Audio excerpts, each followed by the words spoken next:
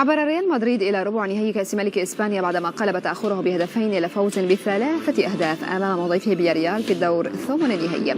بياريال تقدم بهدف أول حمل توقيع تيان كابو، وأضاف زميله سامويل شوكويزي الهدف الثاني قبل أن يقلص الريال الفارق في الشوط الثاني بواسطة نجمه البرازيلي فينيسيوس جونيور.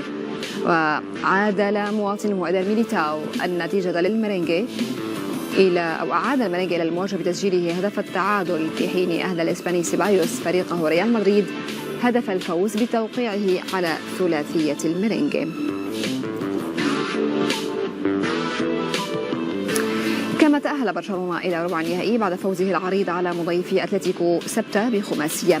برشلونة وقبل انتهاء الشوط الأول تمكن من تدوين الهدف الأول عبر رافينيا قبل أن يضاعف زميله الهداف البولندي روبرت ليفاندوفسكي النتيجة للبلاو جرانا.